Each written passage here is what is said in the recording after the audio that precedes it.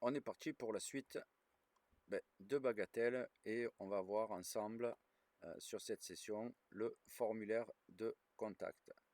Alors, si cette section, je la voudrais peut-être plutôt en deux, alors je sais pas pourquoi là elle n'est pas en entière. On va faire paramètres, style, espacement.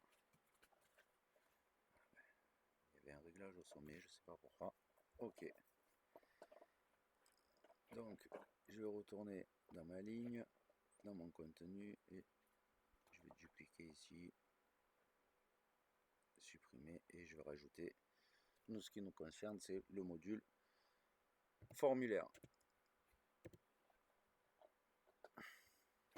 Donc ça, dès qu'on clique sur le module formulaire, c'est il y a déjà des champs pré-remplis dans le formulaire avec le champ nom, le champ mail, le champ message et ici le captcha de Divi avec l'addition. On verra qu'on peut le changer, mettre le recaptcha. Et ici le bouton envoyer, alors le bouton on voit qu'il n'y a pas la bonne couleur, on le voit presque pas. On va voir comment modifier ces paramètres. Alors les champs, déjà pour nous si on veut se repérer, on va pouvoir tous les renommer comme il faut. Et voir si on veut garder, admettons, je voudrais garder le nom, l'email, le message. Bon, je le garde comme ça, pour l'instant je ne rajoute pas de champ. Je vais aller dessus. Dans texte, j'ai l'idée du champ. Donc là je vais pouvoir le changer, écrire nom. Le titre du champ, alors vous voyez quand j'ai changé l'idée, ça n'a pas changé l'intérieur du champ. Donc dans le titre justement, je vais le mettre, c'est ce qui sera affiché aussi au client. Donc je vais mettre le nom et ici j'ai les options de champ. Donc là j'ai champ d'entrée, d'email, de texte, nous c'est un champ d'entrée. Et ici ce qui est important, on a les symboles autorisés. Pour des questions de sécurité, on va y mettre alphanumérique seulement. Alors même on pourrait mettre que les lettres seulement dans le nom. Normalement on ne devrait pas avoir de chiffres. Ça c'est important pour la sécurité. Le fait de faire ça, ça empêche à des hackers de rentrer des caractères spéciaux, de rentrer, d'essayer de hacker par rapport à votre formulaire, de rentrer sur votre site et après d'avoir la porte ouverte sur toutes les actions et ce que vous faites sur le site. Donc il faut bien régler ça, ça fait partie aussi des paramètres de sécurité. Donc là j'ai fait ce qu'il fallait pour le champ nom. Je peux revenir sur mon formulaire. Donc là je vois, pardon, je suis dans mon colonne éléments. Voilà, là je suis bien dans mon formulaire ou sinon le mieux c'est d'aller ici. Au moins on voit directement, c'est plus simple pour sélectionner. Donc adresse email, je vais marquer moi directement seulement email. Donc là je le laisse comme ça. Dans l'option des champs, champ d'email, donc là c'est pareil. On n'a pas parlé ici de cette case à cocher, mais elle est sur tous les champs. Si on la laisse activer, c'est des champs obligatoires. Si on la décoche, l'utilisateur ne sera pas obligé de la remplir. Je reviens dans mon formulaire, dans mes éléments et message. Le texte est bon, donc je le laisse pour l'instant comme ça. Si je voudrais rajouter des champs, je pourrais ajouter sur plus, mettre champ et aller dans les paramètres, changer le type de champ. On va voir ça après, on va le faire. Je vais revenir ici en arrière, je vais le supprimer pour l'instant. Je vais le laisser comme ça. Qu'est-ce qu'on a après dans les onglets en dessous? Donc on a l'onglet texte et c'est un titre. Alors ici je peux mettre un titre formulaire de contact.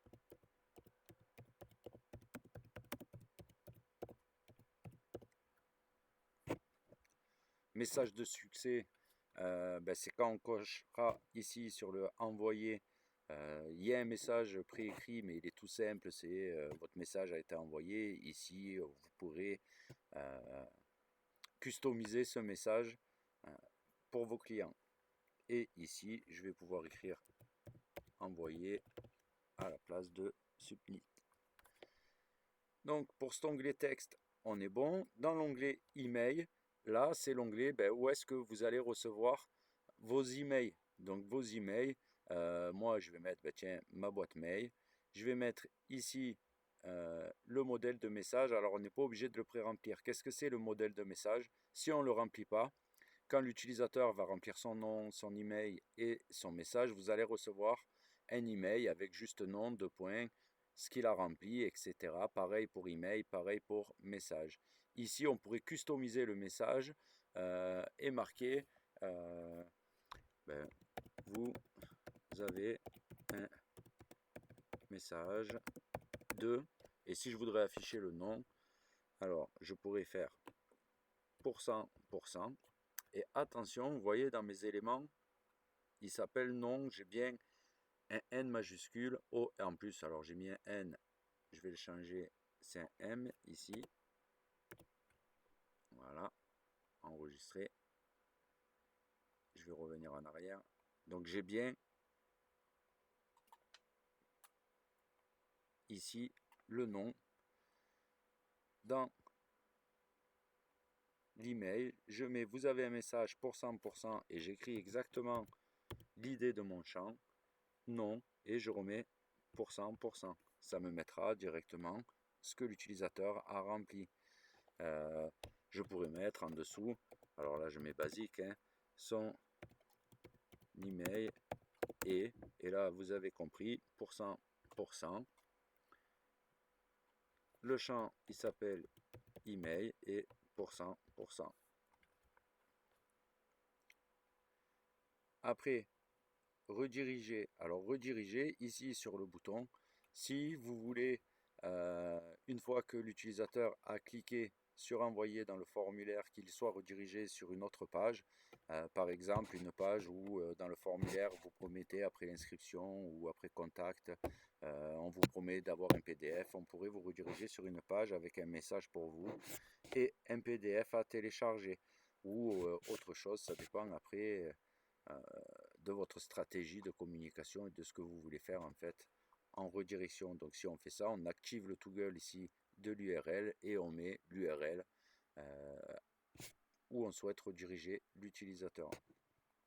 Donc pour lien, on n'a pas besoin que tout le module soit cliquable, hein, donc ça on ne s'en sert pas dans le formulaire. La protection contre les spams, on va le voir plus tard. Nous pour l'instant on a celui-là de Divi. On verra que ben, justement on peut en rajouter plus. Donc pour l'instant je le désactive, on verra, je ferai une autre vidéo consacrée que pour ça. Et après on a des réglages classiques où on peut changer ben, la couleur de fond, ou si on voudrait mettre à la place d'une couleur, de mettre ben, tiens, par exemple une image avec le logo de Bagatelle en arrière-plan. On pourrait mettre ajustement et on pourrait aller paramétrer un peu les champs, aller dans style. Alors là, pardon, je suis toujours dans section, je suis bien dans formulaire de contact, dans style, champ et le fond des champs. Voilà, si je mets une couleur un peu, alors je pourrais mettre comme ça et baisser l'opacité un petit peu. Voilà, bon, après on a le choix hein, dans la customisation, ça c'est pas génial, mais c'est pour vous montrer qu'on peut paramétrer. Alors là, je suis dans le formulaire général, donc je modifie tous les champs en masse. Par contre, si je sélectionne seulement un champ, je peux aller lui mettre un autre fond indépendant.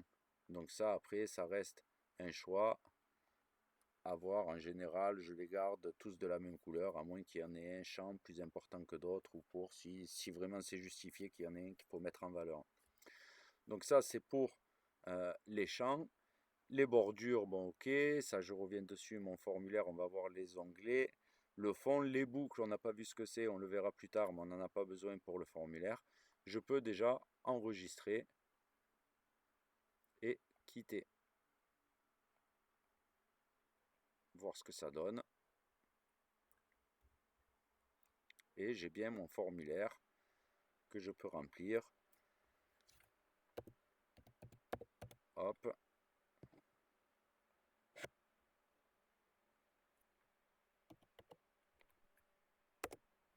Et envoyer. Merci de nous avoir contactés. Donc ça, c'est le message directement programmé. vous pouvez le changer dans le message de succès. Je reviens sur ma page construction, il y a quelque chose que nous manque à régler, c'est le style des boutons, parce que le style du bouton là, ça va pas du tout. Voilà, on pourrait aller le mettre un peu plus en évidence comme ça, et c'est beaucoup mieux, parce que dans les paramètres que j'avais, on le voyait pas du tout. Donc je peux enregistrer. Ça, c'est la partie des formulaires, on va dire classiques. Alors, un point important aussi pour les formulaires, on fera une autre vidéo plus tard dans la formation pour ça. Vous avez mis vos boîtes mail. C'est important sur un WordPress qui envoie des mails, soit par les formulaires, soit par le WooCommerce, peu importe la méthode, par les blogs, etc.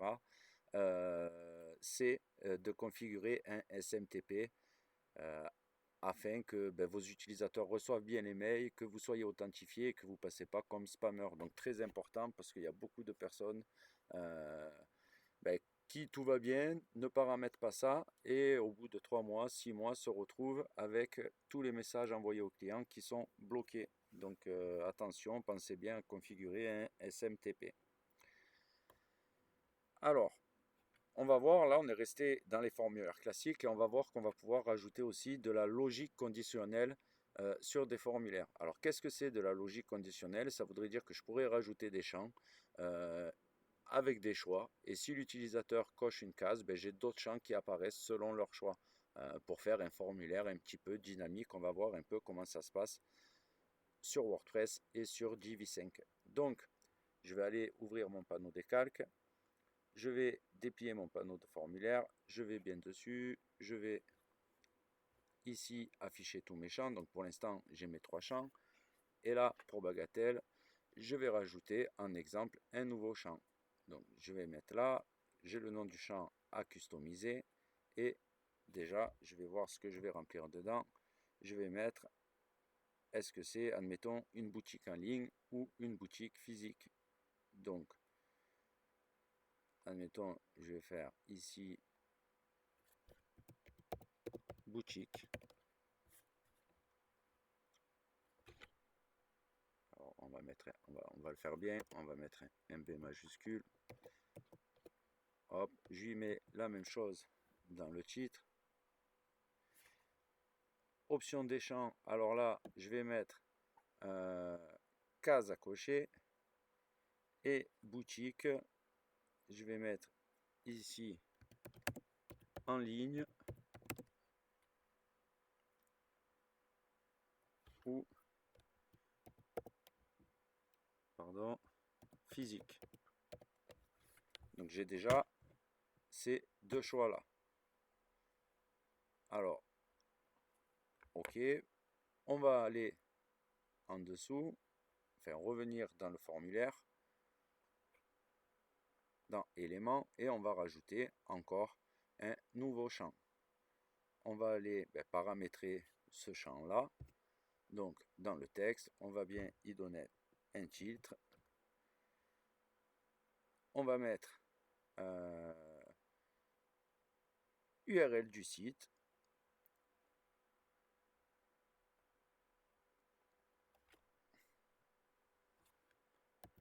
URL.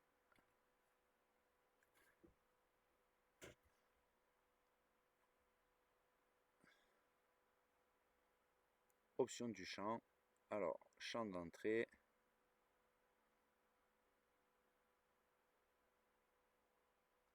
On laisse comme ça. Symbole autorisé. On va mettre tous les symboles. Ok, je reviens encore dans les paramètres de mon formulaire. Donc là, je sais pas pourquoi il n'est pas en entier. Là, il doit y avoir un bug sur... Bon, on verra après si je vais l'afficher. Alors, dans ligne, je dois avoir un bug. Style, dimension. Non, espacement peut-être. C'est bizarre que...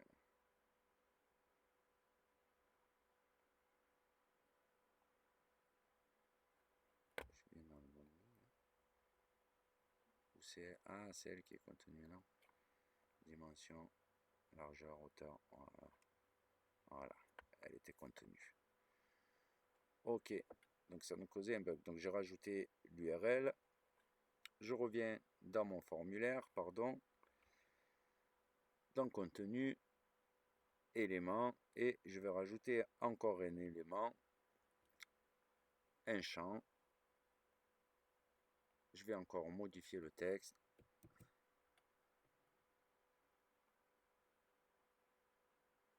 Je vais mettre avez-vous plusieurs points de vente. Et là,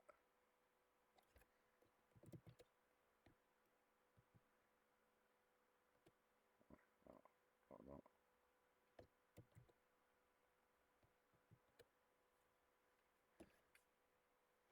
Et option des champs, champ d'entrée, pareil, case à cocher. Et là, je vais mettre oui. Ajouter une case. Non. Donc là, on est bon. Je reviens encore dans mon formulaire, dans mes éléments. Et je vais ajouter encore un élément, un champ. Et lui, je vais marquer dans le texte, mettons, combien.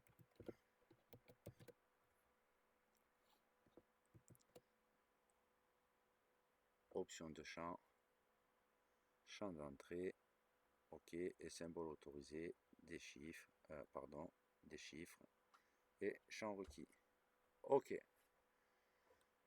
Je retourne maintenant dessus. Et là, ce que je voudrais, c'est que si l'utilisateur, il sélectionne boutique en ligne, j'ai l'URL, le champ URL qui s'affiche, physique, j'ai,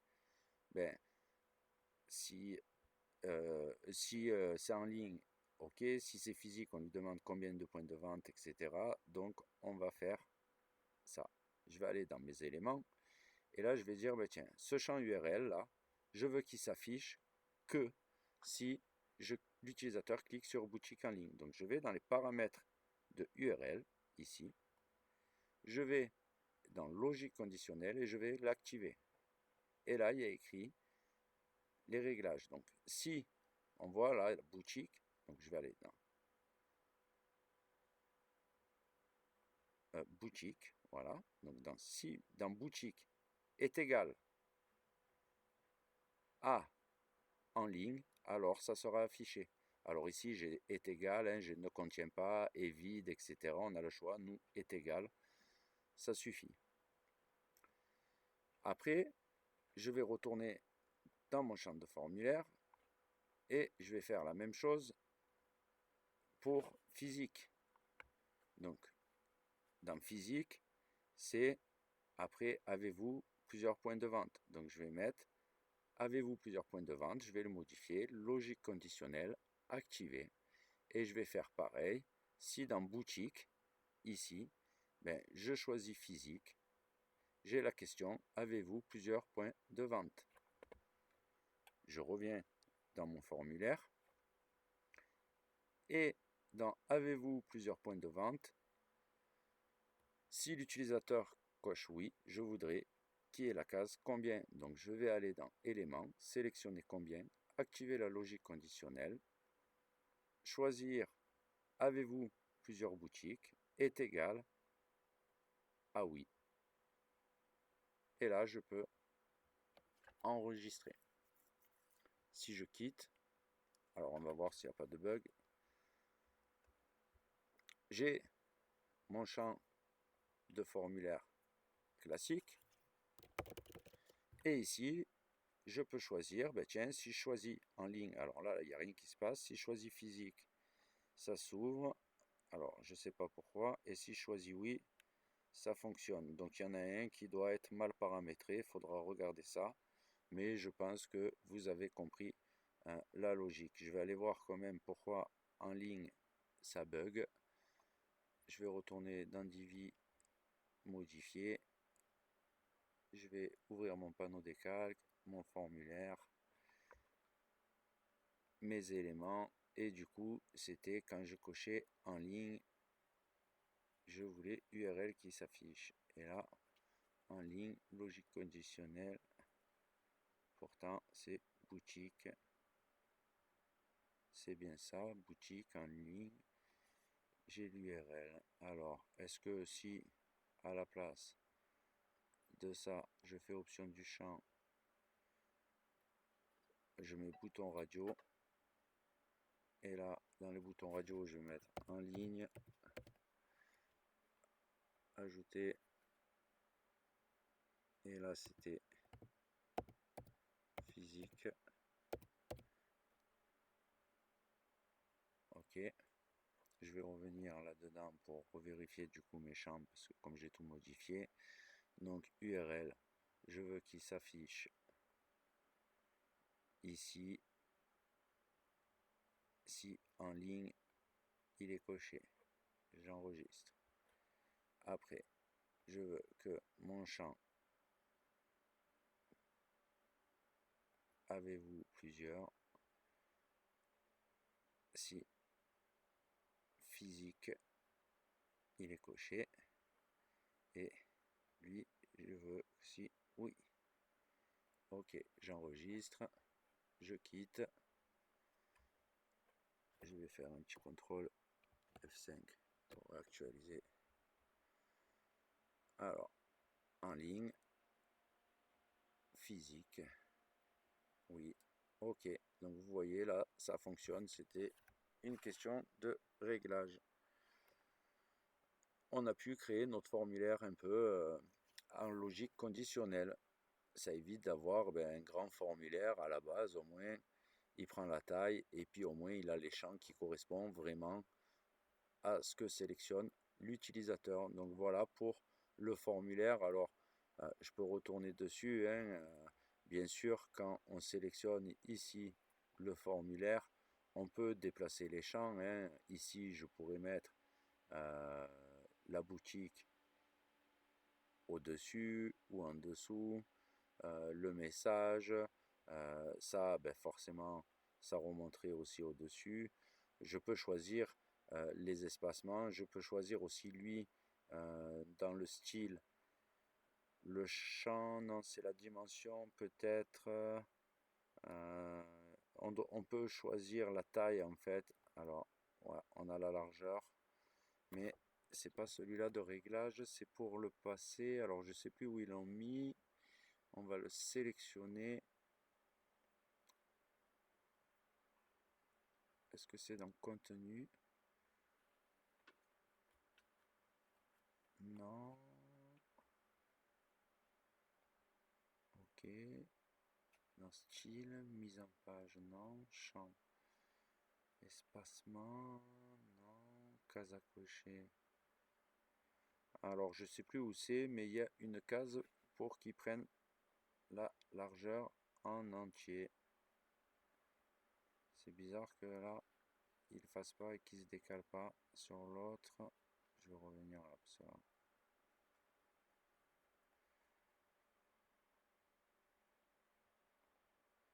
Bon, je regarderai, je vous dirai quand je l'aurai trouvé, sinon il faudra chercher dans les paramètres du formulaire.